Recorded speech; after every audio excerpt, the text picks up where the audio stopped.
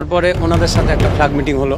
Flag মিটিংয়ে ওরা প্রতিশ্রুতি দিল যে আমরা এ কাজ আর করবো না, যেহেতু নো ম্যানস ল্যান্ড অর্থাৎ যে পিলারটা আছে এই পিলার থেকে আমাদের ওরা যে তারটা দিচ্ছে সেখানে মাত্র কোথাও 30 গজ, কোথাও 40 গজ, কোথাও 50 গজ। আন্তর্জাতিক আইন কিন্তু সেটা বলছে না। আন্তর্জাতিক আইন বলছে কি 150 গজ 200 গজের বাইরে কিছু করতে হবে, এখানে কিছু করা যাবে না। আমাদের বিজেপি সজাগ আছে, এখানে কোনো তাদের সাথে কম্প্রোমাইজ হবে না। বিজেপির এক কথা, আমরা যেহেতু কাজ থেকে বিজেপির সাথে থেকে শুনেছি, বিজেপির একই কথা যে আমরা কোনো ছাড় দেবো না। আমরা স্থানীয়ভাবে চাই যেন তারা আন্তর্জাতিক সীমানা লঙ্ঘন না করে। ওরা ওদের জায়গায় থাকবে, আমরা আমাদের জায়গায় থাকবো। কি করেছে ওই যে তার ভাড়া দিচ্ছে, অবৈধভাবে তার ভাড়া দিচ্ছে, কেন দিবে তারা তার ভাড়া? এটারই প্রতিবাদ জানাচ্ছি আমরা।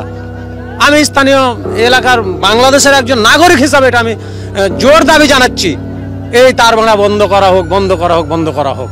এর আগে ভারতের বিএসএফ এর অধীনে মানে ভারতের বিএসএফ এর নেতৃত্বে একটা যেটা ভারতের সীমান্ত আছে এখান থেকে তারা আন্তর্জাতিক নিয়ম লঙ্ঘন করে মানে 150 গজের ভিতরে একটা রাস্তা প্রতিস্থাপন করেছে।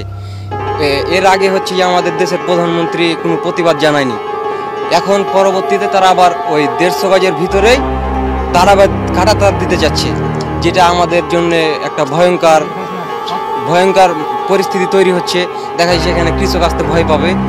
তো এইখানে তার বেড়া প্রতিস্থাপনের বিপরীতে আমরা সহ আমাদের এলাকার সব কৃষকেরা এটার প্রতিবাদ জানিয়েছি। বাংলাদেশের 1 ইঞ্চি মাটিও যেন ভারত দখল করতে না পারে, এর জন্য আমরা যথাযথ প্রস্তুতি নিয়ে আছি। আমরা সব সময় প্রস্তুত হই।